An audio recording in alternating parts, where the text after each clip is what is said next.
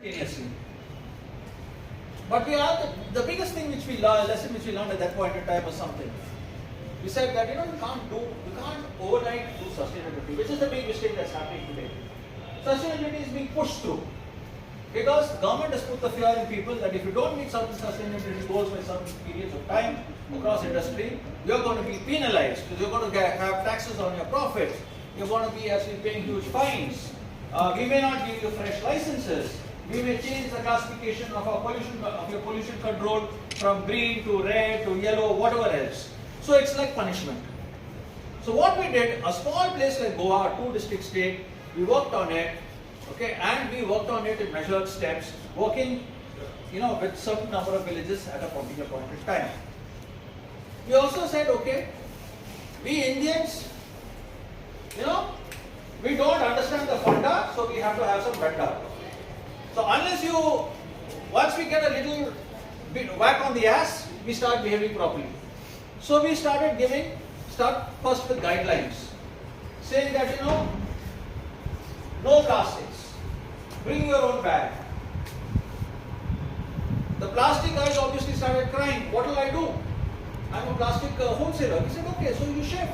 You start now supplying paper bags, things like that. Okay. We started looking at reuse, and see, the boy then turned around and told us something else. He said, I'm not the problem. I'm the guy who's sitting here. My guests are the problem. They don't want to follow all this. So we said, okay, we will incentivize you if your guests behave. If you have a clean resort, if your guests actually come and do surprise checks and your guests are correctly segregating or whatever else is happening, you are educating them. We will give you certain brownie points. We will give you certain incentives. So that was one side of the story. And the other side of the story is also, we said we will reinforce. If your guests don't behave, call us.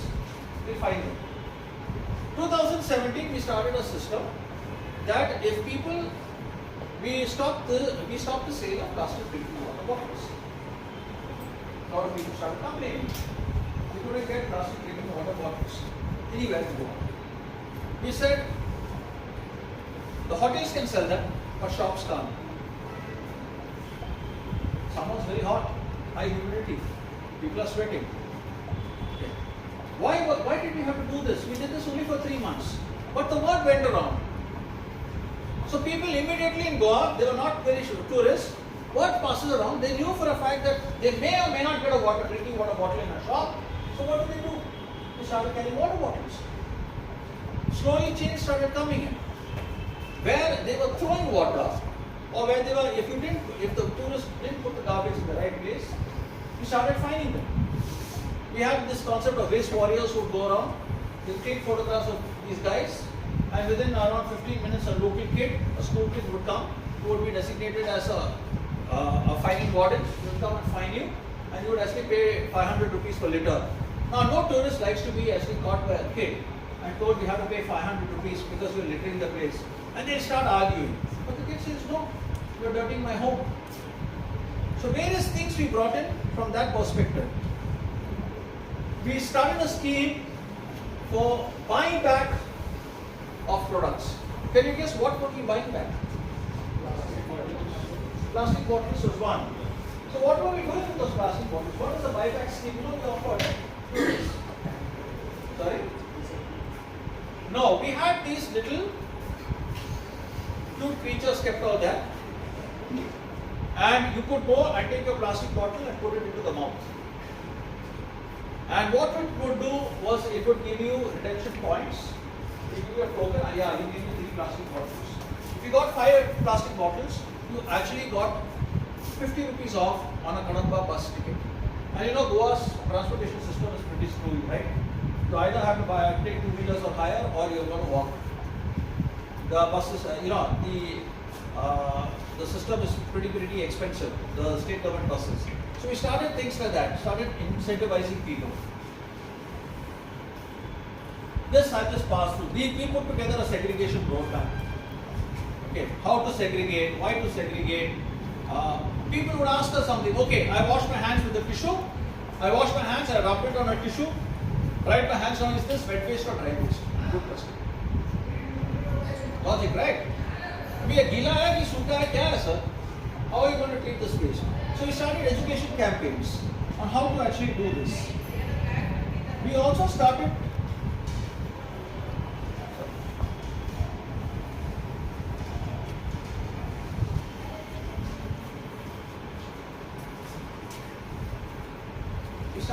we have started a reduction campaign in Goa.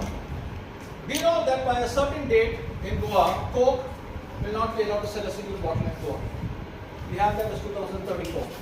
By 2034, all soft drink manufacturers in Goa will not be allowed to put PET bottles in Goa. The backlash against us was very huge. Coke is a very big giant. They control governments. We have the Ministry of Swachh Bharat calling us and saying, hey, you can't do that.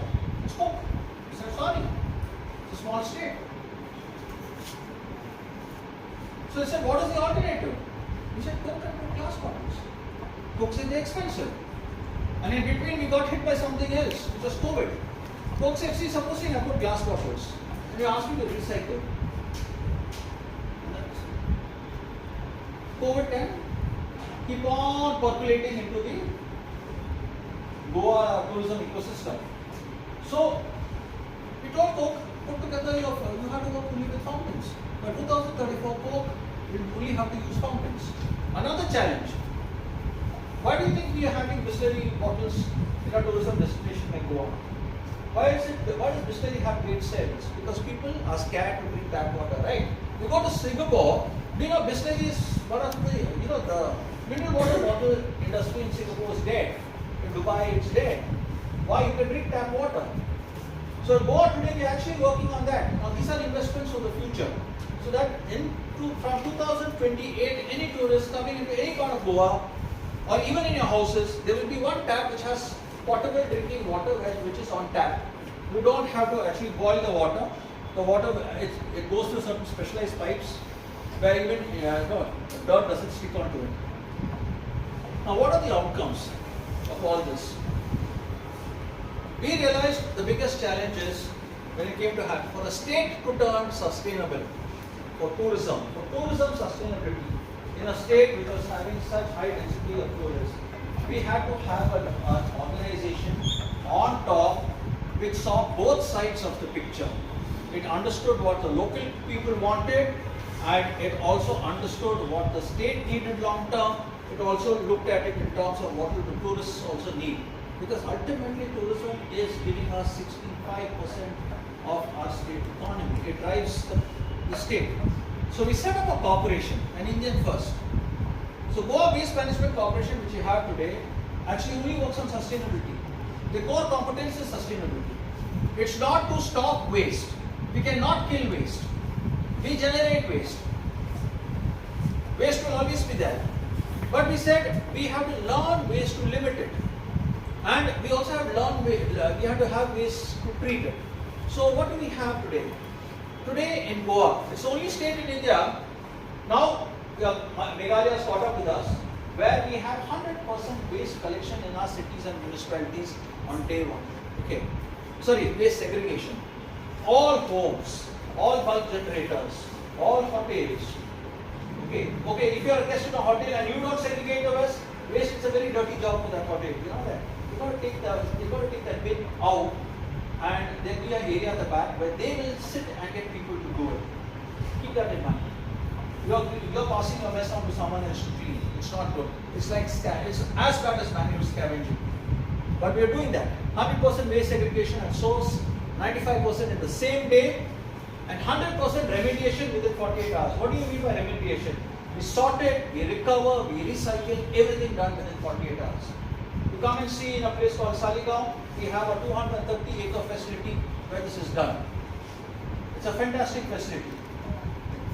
The entire waste of those 24 villages which form Kalangut, Para, Baga, Parnem, okay, all comes there and all gets recycled. We have got a blue flag beach. Oh, I never had a group with such fantastic beaches. We had 6 other beaches in India, but Goa was never a blue flag beach because that's so much of money. Today that's there. And today we are the only state in India People say you are a small state so you can achieve it. No, I am a small state. But even my tourists now have to do this. We have 16 ways segregation in Goa. At home right now in Bangalore, they're just fighting for two, right? Wet and dry. In Goa, in a housing colony, you got 16 ways segregation. Anyone from Goa here? You want to ask that question? No. But if you want to go and live there, it's not easy. The housing colony has to segregate waste into 16 different streams. Why? So that it's easier for me and more cost effective for me to actually handle it, recover it, and make money from it. So what are some of the sustainability truths we learned on this journey for us? Can anyone recognize this man? Huh? Sorry? Some wisecrack said Tom Cruise. It's not Tom Cruise, but he does have the word Tom in his name. Tom just. No, his name is Abhilash Tomi. Abhilash Tomi is an Indian who circumnavigated the world twice. Naval officer, rather thrice. In the second circumnavigation of the world solo on a small boat, he actually almost got killed in Australia by a very large wave. And Abhilash Tomi is a person whom we use actually as a sustainability brand ambassador for Goa. Because Abhilash came up with a very profound truth. When he did his circumnavigation of the world, he had to do it in a boat which was 40 feet long. He could not have more than 2 tons of anything. He could not have more than 2,000 kgs of anything. And it takes 1 year to circumnavigate the world, non-stop solo, on a wind sail. He said he came back with this learning in life that less is more. He said, Praveen, the less number of clothes I carried, the less number of personal belongings I had, the less number of books I kept with me, I actually realized that I can still make do. So one of the biggest learnings which we bring to the sustainability table is that less is more. If you use less, you have to treat less. You have to have, the problem is actually mitigated to a large extent. Yeah. The second is, most sustainability claims by industry are knee-jerk, myopic or selfish. Most organizations, you will meet a lot of corporates who are going to come and tell you at present case studies saying, we actually have sustainability. I'm sorry, you have sustainability from the perspective of business continuity. Your sustainability is not from the perspective of social cost. Sustainability is always to be driven from the perspective of social cost, long-term social cost. Keep that in mind. The other one is, sustainability also finds it's very challenging because people are habituated to doing things in a certain way.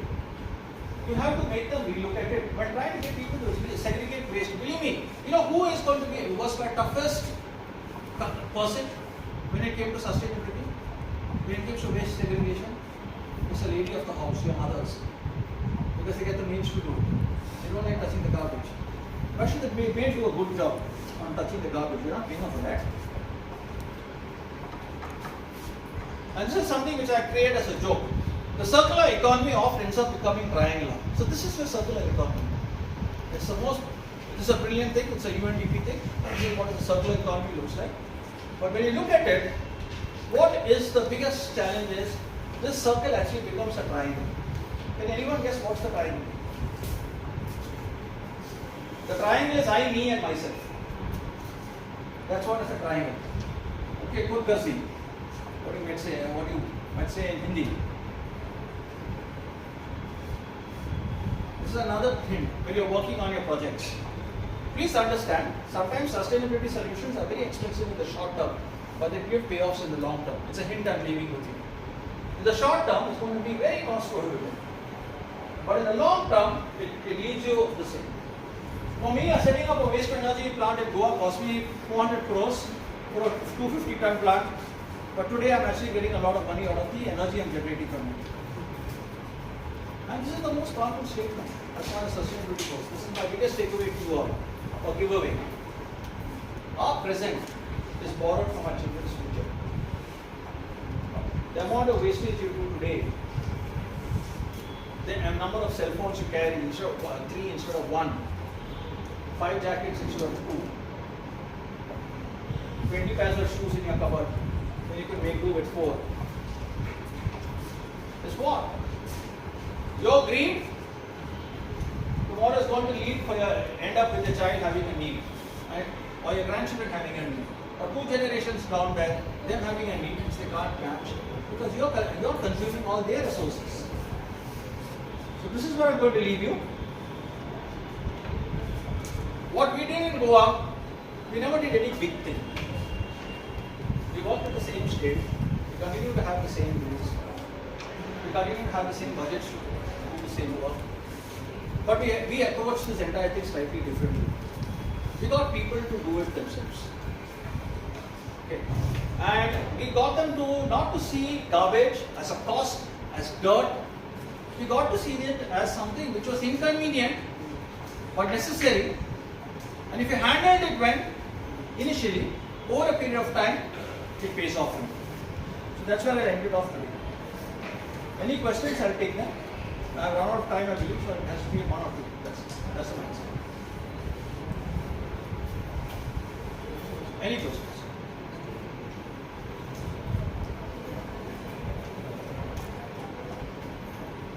Obviously, the food was good. Obviously.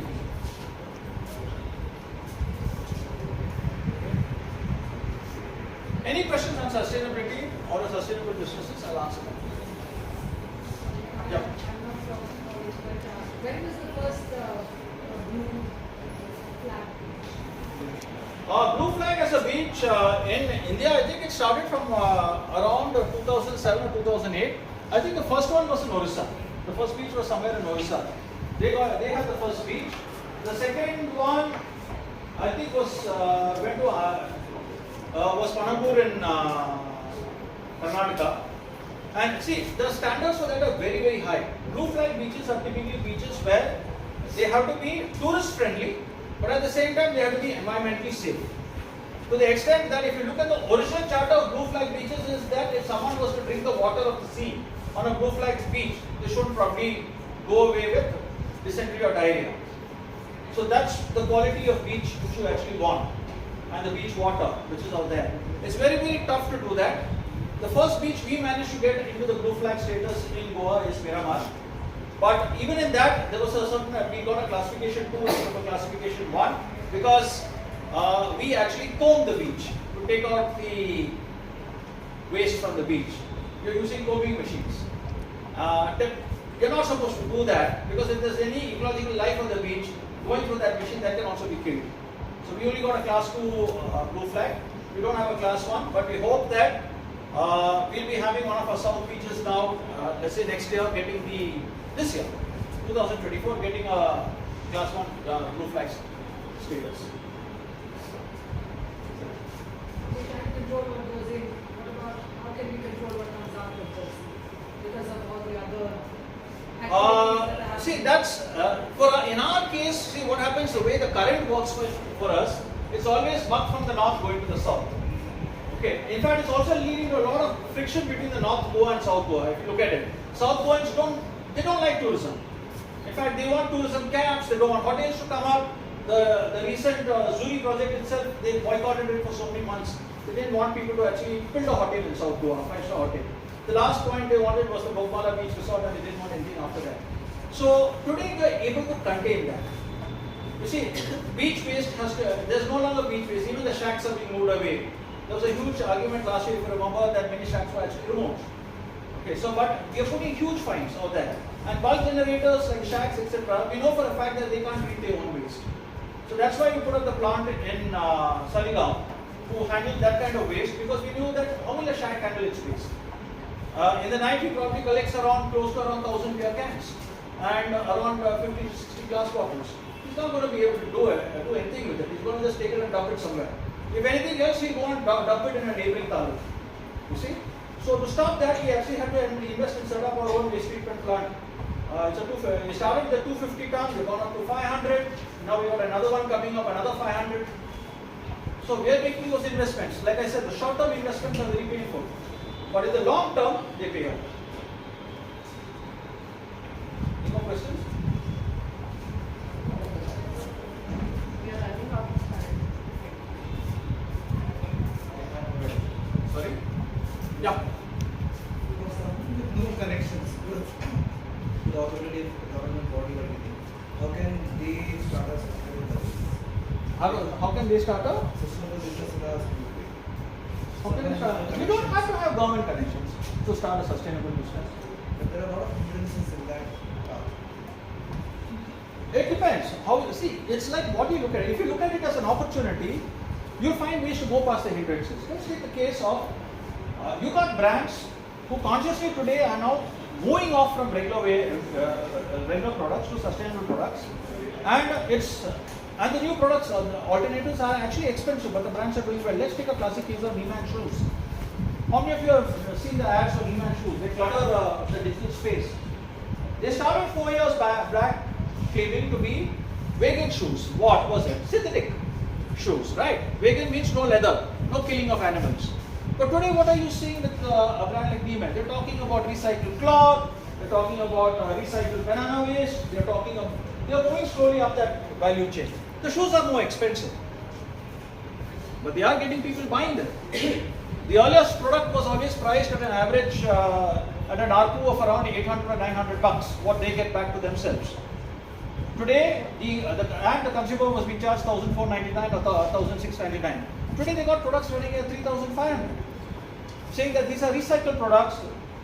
You got big brands today who are setting up absolutely recycled product lines. Of course, they have their own selfish reasons for doing that.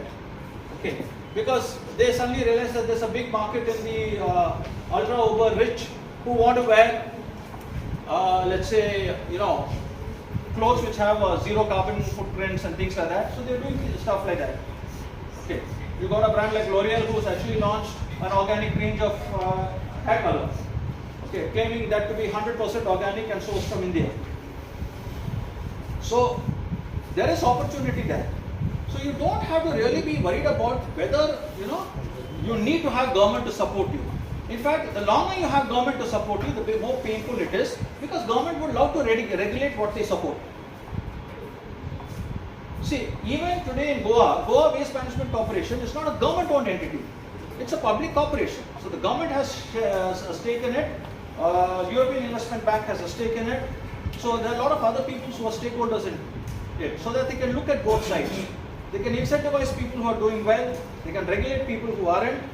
Okay, but even the regulatory framework goes through some government networks. The people who come and fine you are not from GWMC, they are from panchayats. So things like that. So you don't have to be always looking at the government for support. The more you look at the government for support, it's like carrying a cross on your back.